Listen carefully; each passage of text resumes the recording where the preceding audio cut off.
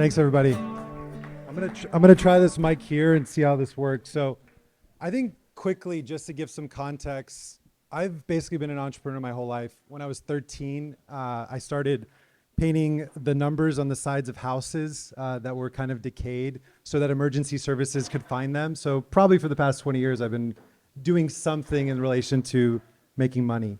I graduated from Cal Poly Pomona. I started my first company in 2013. I sold it in 2016 at 27. I made the Forbes list that year. And then in 2020, with basically the things that were happening with COVID, I read the Lightning white paper, and that's a Bitcoin Lightning white paper. And I realized that Bitcoin was this interesting solution for many problems, mostly as a computing system. And so today I want to go over some things around what is money. So I just want to query the crowd real quick. Who knows what money is? Okay, we have a few hands. Going a little bit deeper around kind of what's been happening lately, who knows what central bank digital currency is? Oh, this is an educated crowd, I love that. And who is familiar or has invested in cryptocurrency or Bitcoin? Okay, great. And finally, who's really confused about the current state of our financial system? That's me. I mean, all day. So today I want to talk about three things. I want to talk about what is money. I want to talk a little bit about what central bank digital currencies are and what kind of controls they could impact on our lives. And then I want to discuss a potential solution with Bitcoin. And just to preface, none of this constitutes as financial advice. I'm not a financial planner. I don't know anything about these types of things that much. So this is just for educational purposes only. So I want to start with a quote. Money is a tool for trading human time. Central banks and the modern era of the masters of money wield this tool as a weapon to steal time and to inflict wealth inequality. History shows us that the corruption of the monetary system leads to moral decay, social collapse, and ultimately slavery. That's a quote from one of my friends and investors, Robert Breedlove. So just to start off, what is money? So money is basically three things. It's a medium of exchange, it's a unit of account, and it's a store of value. So if we think about it as a medium of exchange, it is a mechanism that allows people to sell goods and services without the ability to have to barter. The second thing is it's a unit of account. It can start a constant level of measurement that allows the values of goods and services to be priced at a certain level. And this is just easier to make economic decisions when you want to purchase and acquire something. And the final piece where I think we're missing the biggest boat around money is that it's a store of value. It can be stored to purchase goods and services in the future. And this is what makes it convenient to accumulate wealth. And I think the biggest challenge with our current economic system is that it doesn't do the last test very well. And what we think it does, it doesn't actually do. And I'm gonna just kind of bring this out. So this is a bill, this is a $100 bill. And over the next 50 years, the value of this bill will drop by 90%. 50 years ago, this $100 bill was worth a lot more than what it is today. And over these last few decades, what we're seeing is this evolution into fiat currencies. And what fiat currencies are uncollateralized debt undergoing a slow motion of default and using their system to force this experience on society. I believe it's an instrument of debt and it's an instrument of theft. And we're living effectively in a debt-based system. So the question is, how did we even get here? How did we get to a place where it's a debt-based system? And I want to go a little bit back into a little bit of the history of what we did over the past 80 years to get here. And where it starts is 1944. 1944 is when the Bretton Woods Agreement was put in place. Bretton Woods was put in place in Bretton Woods, New Hampshire. And the whole idea was that the United Nations Monetary Financial Commission wanted to set a standard for the world. And the standard of the world was going to make the US dollar the core currency backed by gold. So there were three key principles of the Bretton Woods Agreement that were put in place in 1944.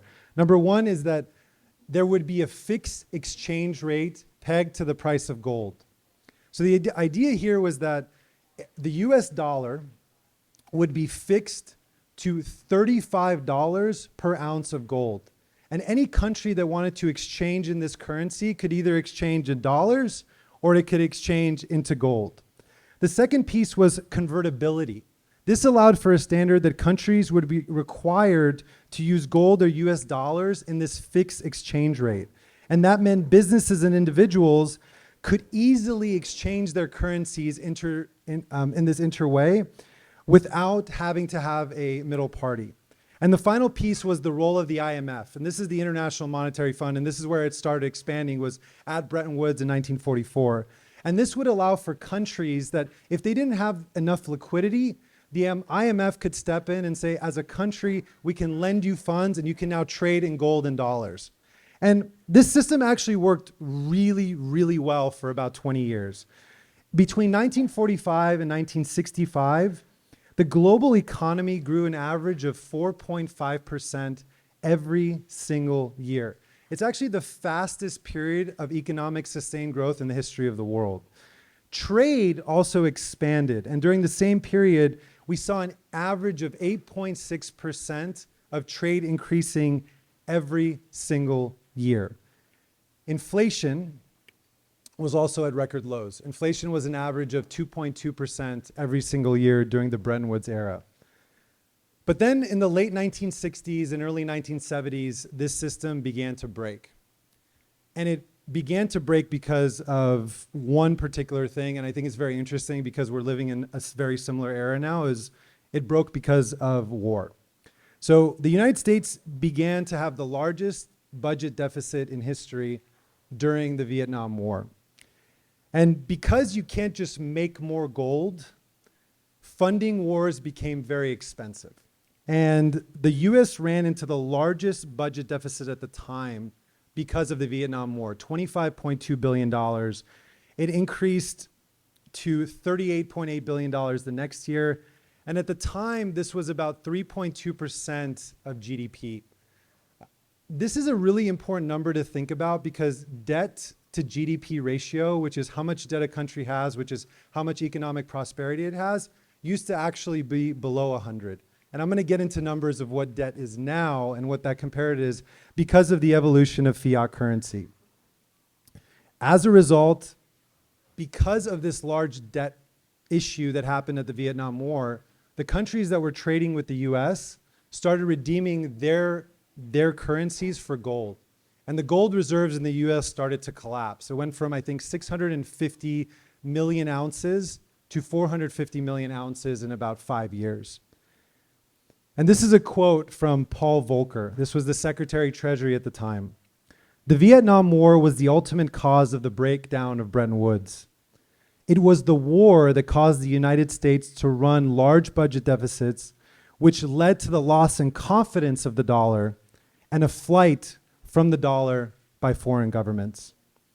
Now we lead to 1961, where President Nixon abolished Bretton Woods. He abolished the ability for the dollar to be exchanged to a fixed price of gold.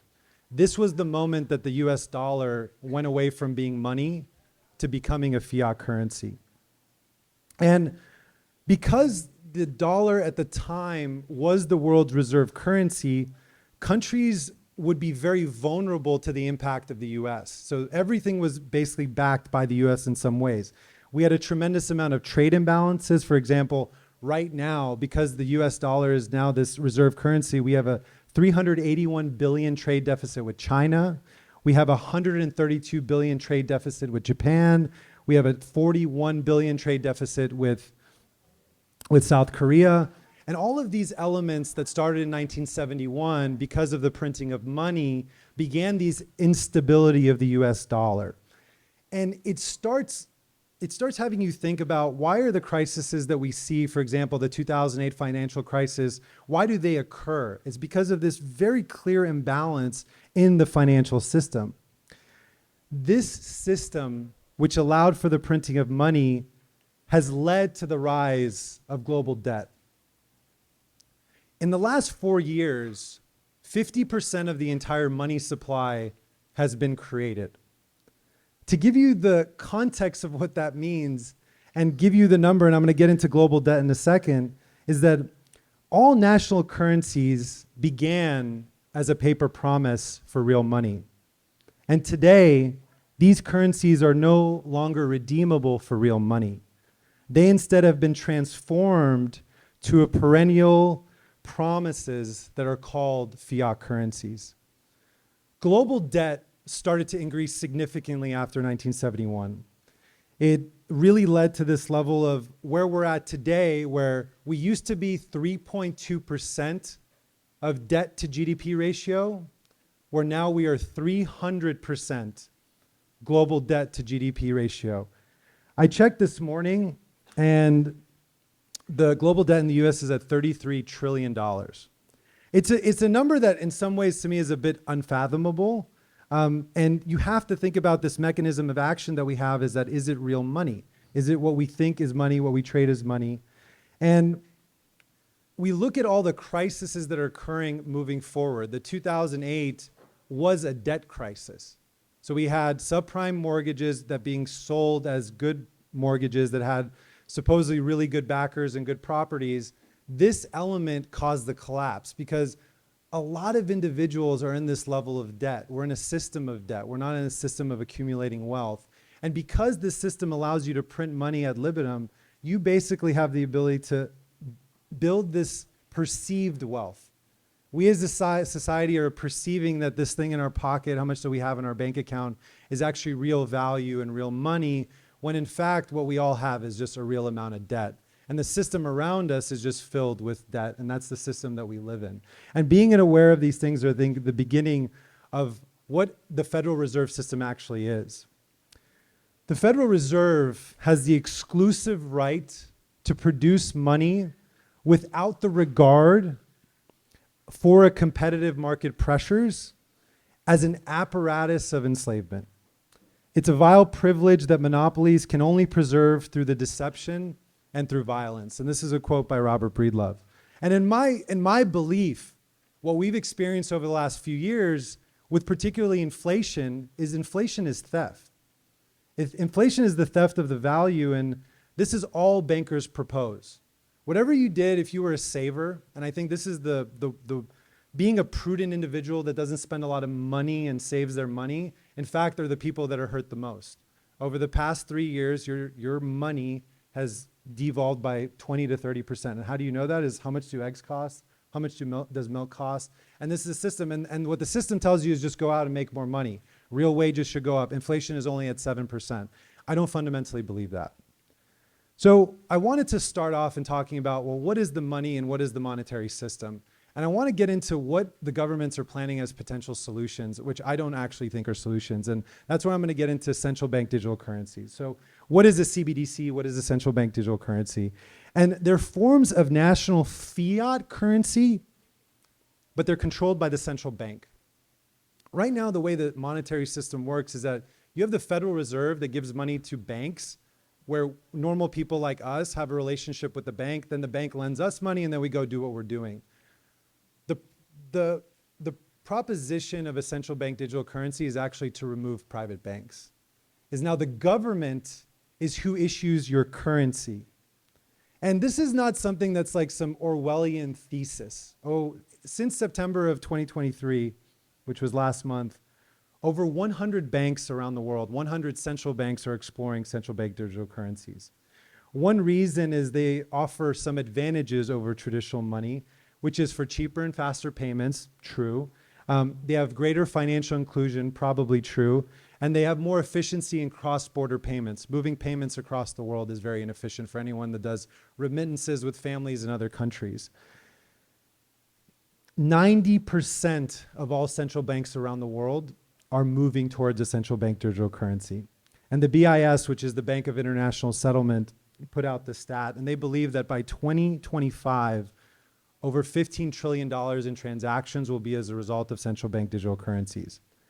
The key thing is that CBDCs are still fiat. They don't change any of the things that I just talked about a little bit earlier of how the fiat system works, how the printing of money works, and how inflation is effectively theft. They're actually the worst versions of fiat currencies. which means that they're also not backed by any physical assets such as gold, and they're ultimately determined by the full faith and credit of the government that is issuing them. Whether it's fiat, where it's digital, whether it's a CBDC or the current system, printing more money does not create more wealth. This is a false illusion that I think the entire system has been portraying on us, that GDP is growing, the country is growing, but logically it doesn't make sense. And some of the things that I think the bad thing about CBDCs is that you have the complete loss of financial privacy. So CBDCs would give central banks complete visibility over every single transaction that you make. And I think this leads to a significant amount of erosion in freedom and financial privacy in particular. It increases government control. And I'm going to get into some examples of how that's occurring in our world today. They have unprecedented control over the flow of money. And money and the government were never actually supposed to be in the same realm. That wasn't the original design of the system. It also can create systematic risk. So CBDCs, they're also an ability to, if they're not designed and implemented correctly, one single failure of a CBDC can collapse the entire system. They're in direct competition with private banks, and it could lead to basically removing private banks and institutions from the relationship that we have from them. And the final piece, and the thing that's really near and dear to my heart, is the potential of censorship. I read a book on defeating censorship. I spend all my waking hours building a communication platform defeating censorship. And this is the largest form of censorship, because I believe money is speech. I believe that the ability to transact is the ultimate version of free speech. And CBDCs are the ultimate level of power and control. They want to abolish cash-based currency as a result. And I believe one of the greatest values we have as humans is the ability to trade. It's the ability to give money for something that we want. And there's a lot of examples where this is occurring today and why CBDC would, I think, be detrimental for the world. So I'm going to give two country examples. One is China. China has implemented a version of a CBDC. This occurs today, every single day. And because they have very complex, what is it called? When they can see everything their citizens, surveillance. For example, if you're walking with your partner and you're in a city and your mask was just below your nose and it was a mask mandate day, what they'll do is they'll go into the computer and they'll say, okay, sir, you no longer can buy gas. You no longer can buy a plane ticket. You have to only spend money within a mile of your location, and you can only buy these 5 things. And this is because you're a bad boy. What CBDCs allow for is a government to have full control in how you spend and what you do. Another example that was more modern in the Western world, which happened last year, which I was a very big part of because I was running a large Bitcoin company at the time, was what happened with the Canadian truckers. So I don't know if you guys heard, last year there was a big protest where Canadian truckers were going from one side of Canada to another to protest some things that Trudeau was doing. For the most part, it was a peaceful protest from what I understand. And the government had created an instant bill where all of the bank accounts of these individuals were frozen. So they could no longer buy gas. They couldn't pay. I mean, one of the worst stories was that someone couldn't pay their alimony, so they were going to go to jail. They couldn't get back home if they wanted to. They couldn't buy any food.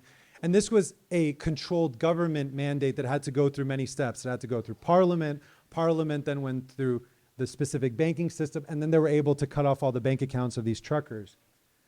But with a CBDC, this is simply a push of the button, because the ability to turn off someone's financial inclusion is just a swipe. You're just a number in a book. They continue to print money ad libitum. They continue to allow full control in what you do. And this is not something that is a theory, right? So India has a bill today containing a CBDC into their government. Russia has indicated their plans to have a CBDC in the immediate future. And one of the quotes is that if we're talking about a national currency which works with the whole country, it requires a technology that is reliable and continual. And technologies with the digital ledger will be the ones that will mature. Canada's central bank is approaching this. The Bank of England is approaching this. And the finance minister of Germany is approaching this.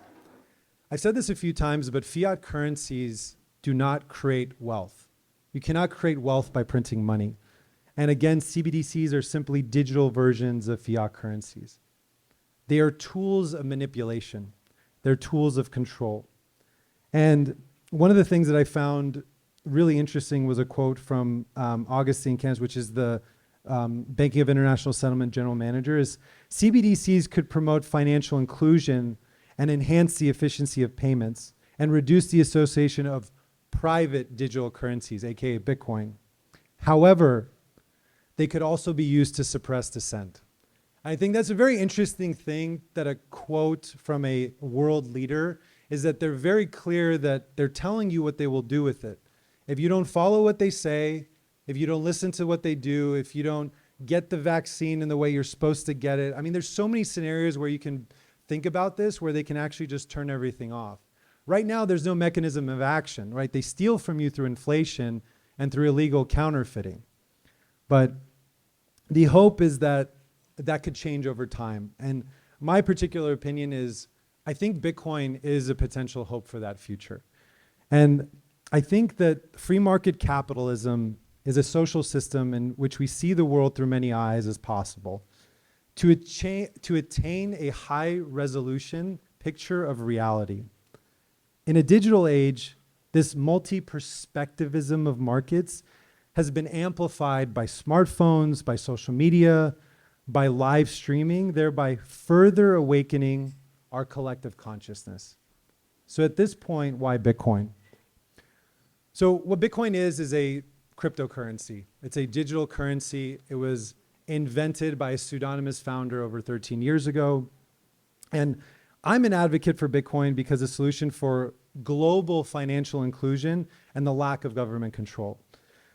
It's a decentralized currency. And what that means is that there's no centralized party that issues the currency to an individual. It also doesn't prevent an individual from creating a wallet. It doesn't, and in our current system, if you wanted to go create a bank account, for example, last week I moved banks. My bank got sold and went kind of bankrupt, so I had to go move to another bank. And it took me a week to get a bank account open because they had to find out who I was, KYC me, am I who I'm saying I was? Whereas with Bitcoin, you can start a wallet in seconds. And effectively, that wallet becomes your bank account. It's how you can trade in and out of the currency. There's no central bank debasing Bitcoin. This is really important because Bitcoin is a fixed monetary supply. It has a fixed supply of 21 million. There's no government preventing people from spending due to an arbitrary reason. No bank can prevent you from accessing your money. Because of that fixed supply of 21 million, we also know that it can never be inflated. It's a powerful tool for financial inclusion and freedom because, again, there's no bank required. I run a company called Zion, and it's a Bitcoin Lightning wallet. And I was in El Salvador, and in El Salvador now has implemented Bitcoin Lightning as legal tender. So you can use it to buy anything in the country. And I was at a stand buying some fruit. I just pulled out my app and paid them in Bitcoin. I got my visa to El Salvador in Bitcoin. I was in Egypt, and I wanted to we were on a boat for about 10 days, and there was people helping us, and they love Bitcoin in Egypt because they're going through hyperinflation. And so he downloaded a Lightning wallet, they downloaded Zion wallet, and I sent them $20 in Lightning Bitcoin, and he just freaked out, and it happened in seconds. You can't do that with Venmo, you can't do that with PayPal, you can't do that with all the things that we're privileged in the US to see. I think to think about Bitcoin is this true financial inclusion of the global economy. Bitcoin's also permissionless, borderless, trustless, censorship resistant, and immutable. It's permissionless because anyone can use it. There's no restriction on you as an individual to be able to use Bitcoin. It's borderless because it can be sent and received at the speed of light instantly. If someone had a Lightning invoice and they could just open up for me, I can pay it from my phone instantly, no matter where you are in the world. Sometimes we do these tests where we'll have some of our friends in the Philippines or India, and we'll be on a FaceTime, and they'll pull out their phone, they'll have a QR code, which is like a lightning invoice, and I'll have it on my phone and we're on Zoom and I'll just pay it from my phone instantly to their phone. And the interesting thing about this mechanism is that it's not that it's just going across the world instantly, it's that it's also finite settlement. If you think about how banking works, it actually takes 3 to 5 days typically to settle a transaction if you have a check. This is instant finite settlement, and it's not a system that I created, it's an open source system for the entire world. It's censorship resistant.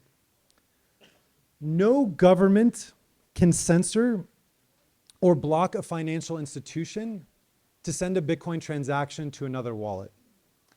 At the wallet level, there are levels of controls that government are implementing. First of all, centralized exchanges can implement controls. But if you have 2 wallets and you're on the Bitcoin mainnet, a transaction can't be prevented from going from another individual, and that's true financial inclusion. Bitcoin is the epitome of property rights. I think property rights are an innate thing that human beings should explore and understand.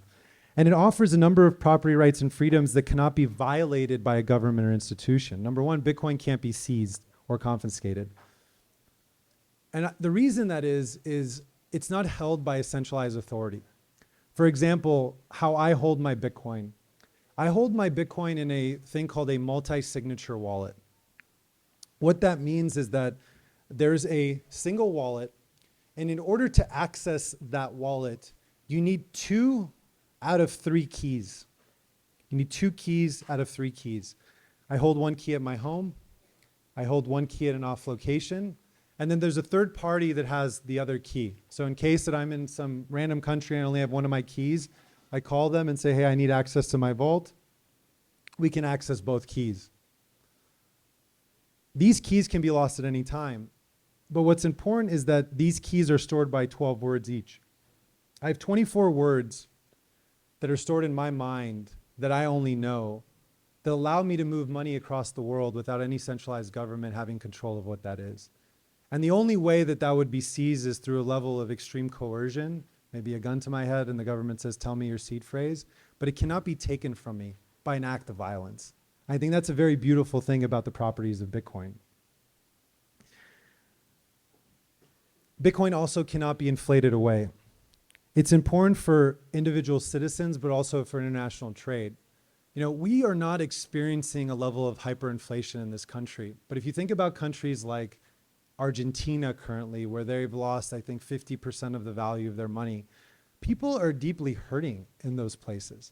These are people that they're like, they don't want, a friend of mine is there right now and they don't talk about what's happening in there. You look at a country like Venezuela, they lost 90% of the value because of the printing of money. This is global theft at a place that we've just never seen this before. And we don't want to call it what it actually is because you're stealing from a saver.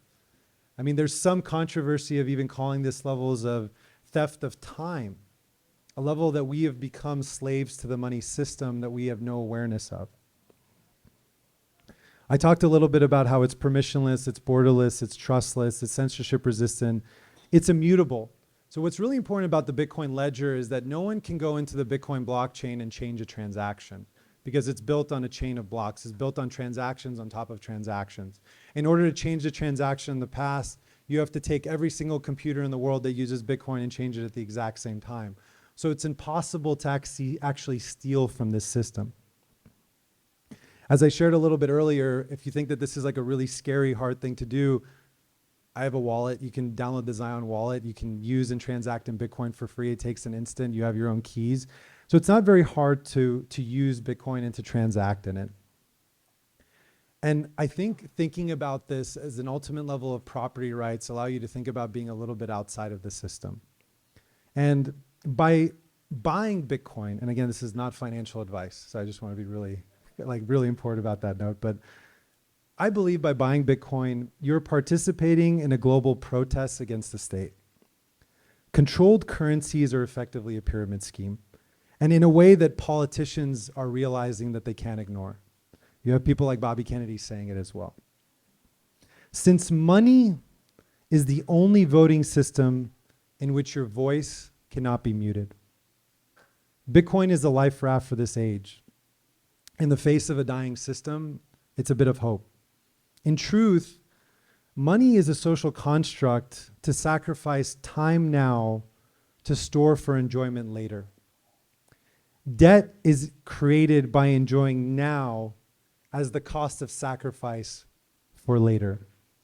Real money is the final extinguisher of debt. I shared a little bit about what is money, the history of the monetary system. I shared a little bit about what CBDCs were, and ultimately the impact that they would have on our global economy and our freedom. And finally, what I did was shared a little solution about Bitcoin. An integral element of the social contract, the time that we spend serving in society, must earn us money equivalent for our services in the future. So my question to you all is, what is money and what is that answer?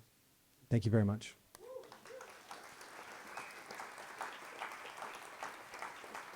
I went a little, I want to get to questions because I think questions are like really good. Yeah, so amazing. Thank you.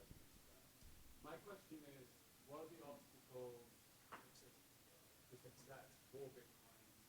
Is it adoption by the masses? What do we do? There's two parallel universes. CBDCs and there's these types of Bitcoin. So is it just a question of adoption? Are you going to have a slave class that are just going to be using CBDCs? We need to use CBDCs to be a part of the system, or can we be outside of the system and use Bitcoin to still function in society? I think that this is not going to be something overnight. I think a lot of Bitcoiners believe that, oh, the system is going to collapse overnight. I think it's going to be a very long haul. But I think voting, we talked a lot this weekend about voting with your dollar. And for me, it's just a matter of awareness. Like, I didn't know about this stuff 3 to 5 years ago. I didn't know what money actually was.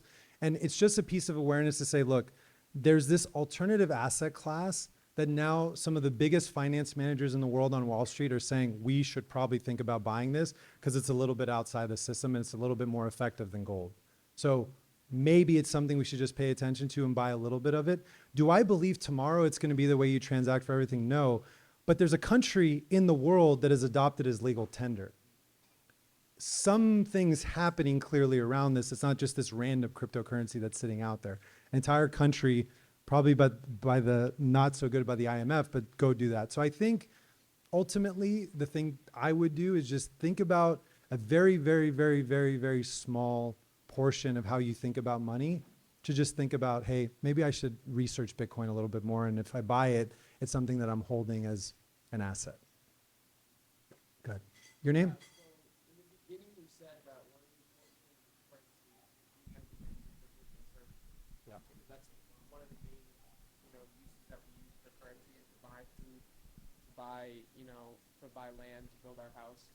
But Bitcoin is very volatile. And in the past 3 years, it's gone anywhere from $70,000 for Bitcoin to $20,000. So if I was to save my money for 3 years, and with the purpose of using those liquid funds in 3 years to purchase something like a home, but then the value of Bitcoin was down by 400%, then all my liquid value in those assets would be gone. Sure. So with Bitcoin so volatile, how is that like a practical solution to, well, we all know the central reserve banking is full of scam, and you put your money in the bank, they're stealing 90% of it. But like, what is a practical, replacement for saving money in a bank? I would never tell anyone to take all their money and put it in Bitcoin. I think it's like a very bad idea because the volatility and the time duration that we're dealing with is just too small.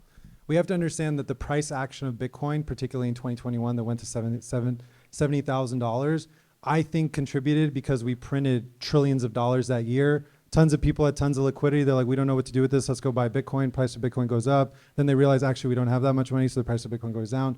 The price action of Bitcoin was actually directly correlated to the printing of money from the Federal Reserve. So I think it's about a very small percentage of your portfolio, if you do, and saving it in a very small way that if it went down by 20 to 30%, it doesn't affect you. I don't recommend people like, this is what you do. There's no way I'm all in on Bitcoin in that way. I don't understand people that are. It's crazy. We have to still, the burgers still cost dollars. We transact in dollars. And what I'm talking about is probably 10 to 20 years away. But the point is, we're talking about it now because the system is the system. It's just knowing that we're in a system of debt. We're not in a system of money. And Bitcoin, in some contexts, is actual money. I don't know if that makes sense. But so you just said yourself right now that the volatility and the price of Bitcoin is directly affected by still the printing of fiat currency by the Federal Reserve. So then how is Bitcoin an island, like you were saying, that is isolated and protected against? Because we're still denominating Bitcoin in dollars. That's the problem. Bitcoin can be an asset that can be denominated in just sats and what a value of a Satoshi is. But right now we're approximating BTC to USD. That's our proxy right now. That's not the way that I think about a society that will eventually move to a Bitcoinized society. It's going to be BTC to value of what you buy. So I think thinking about it not in the way of how much is the Bitcoin I have to the price in dollars, but just how much Bitcoin do I have? Longer time duration. I want to get to someone else's question, but I appreciate the follow-ups. Go ahead. So El Salvador uses USD as their main currency, the dollar. And because Najib wanted to basically get out a little bit of the U.S. controls, because whatever happens in the U.S. is 10 times worse over there in El Salvador, they decided to implement Bitcoin as legal tender, which is why it's required to be used for everything in the country. And it's a different mechanism of saving, I think, for those individuals. Go ahead. I'll have you next. I don't think anything about any other cryptocurrencies because they're all bullshit as far as I'm concerned. It's everything, and then there's Bitcoin because everything else is a company, everything is an individual, everything else is it's on someone's balance sheet. I'm really harsh about this stuff because I think a lot of people have been taken advantage of for a very long time, and the other things definitely take advantages of like this coin's going to do this and this coin's going to do this, and I think it's fundamentally bullshit. Go ahead. My understanding correct that other private banks are going digital as well. Chase or Barclays, I forget which is what, just recently announced that they're starting to push their clients into their digital. I don't know that banks are actually printing their own money. I don't think that, because a bank can't do that. Well, mostly everything is digital, but it's a little bit different when the money supply from the Federal Reserve is going digital and removing that intermediary layer. So like every dollar that's printed gets all the way back to the coffee or the bottle that you buy. So I think it's a little bit different of a mechanism of action. I mean, all the banks have digital systems, but a CBDC is a little bit different because it's every single dollar is tracked to a transaction. It's programmable money effectively. And I think it's quite a dangerous road to play. 2 more questions. Go ahead. Yes, ma'am.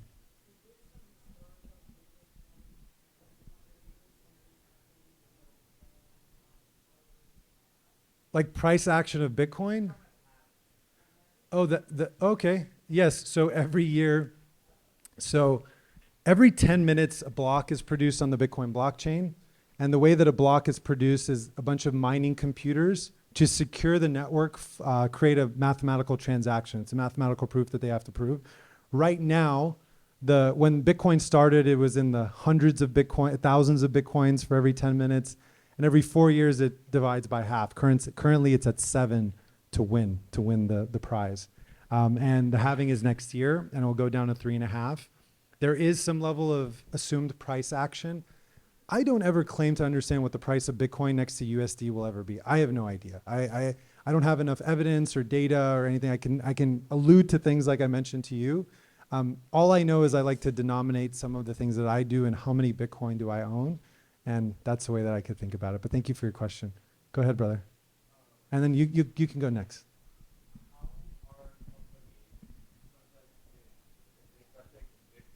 Yeah.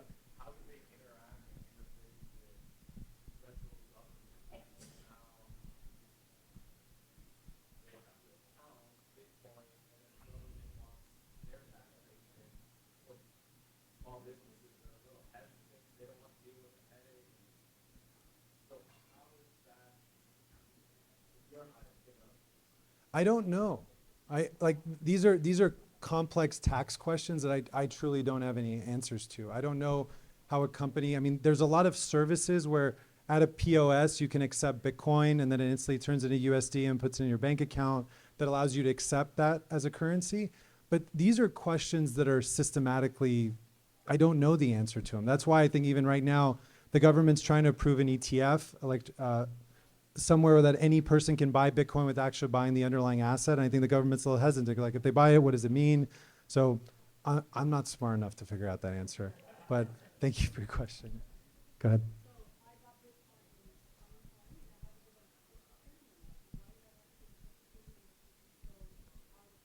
So you probably bought it on Coinbase, a centralized exchange. Yeah. So what happens is most centralized exchanges where you buy Bitcoin have to go through a AML, anti-money laundering, and a know your customer policy. And so to acquire the underlying asset, which is not to be very technical, you actually didn't buy any Bitcoin. You bought an IOU that at some point that company will let you take it out. Maybe, if they kind of let you, maybe. So that's another thing is that what I always suggest is that as an individual is acquiring Bitcoin to immediately move it to cold storage. And so moving it outside of the system. So you've acquired it, now you actually hold the underlying asset or the underlying value. Why they do it, it's just KYC. It's just how the government works.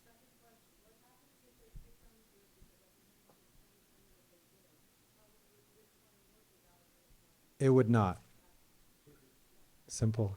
But she said, what if they take down the grid? I think we'll be in there's a lot bigger trouble if that happens. In the back? No, not at all. I think that there's Bitcoin and then there's everything else. They mostly don't follow the same principles of a fixed money supply. They don't follow the principles the thing is you're investing in a company with other cryptocurrencies. Just realize that. You're not investing in money. You're not investing in the future of payments. You're investing in something that a group of people put together and said, hey, we got to make money off this, so let's make a token. That's everything else besides Bitcoin. It doesn't pass Howey test for the most part. Yes, there's tremendous amount of innovations. There's NFTs, smart contracts. I just don't play in that world. It's too complicated. And that's just for me. It's too complicated. Go ahead.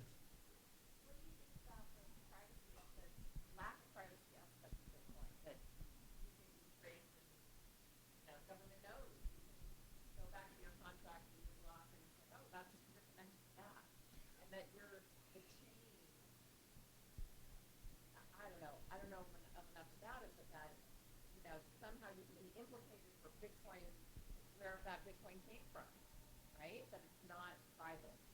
That it's not private? Why do you think that it's not private? Because there's a number, and I don't know, but somehow that can be traced. Okay, so there's a public ledger, and that public ledger, how is that traced to you exactly? Oh, okay. I think that for the most part, it's not all the time. So it doesn't have to be necessarily traced to you as an individual.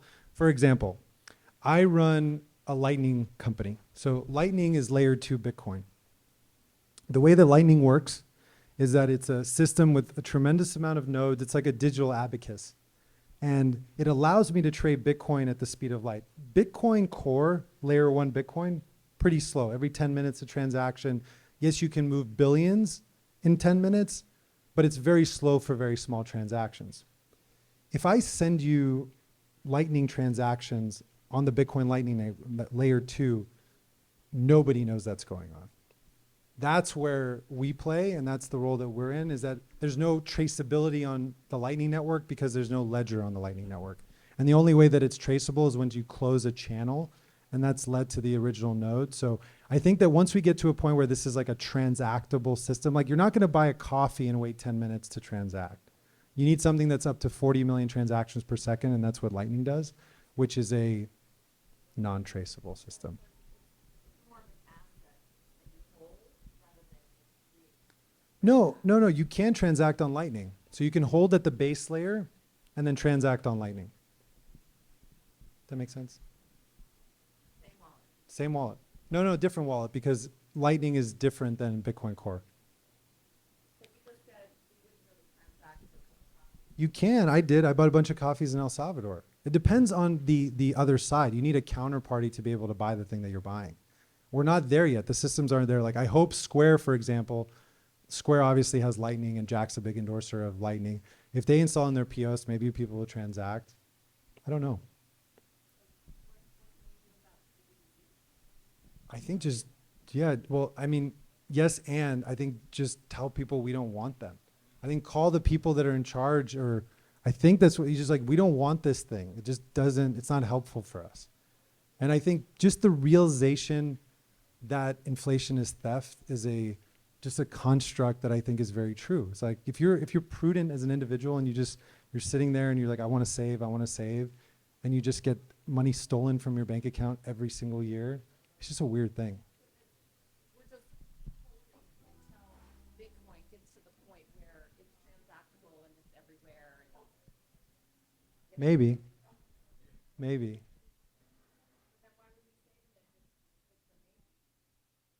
Because it's a better maybe than anything else we have.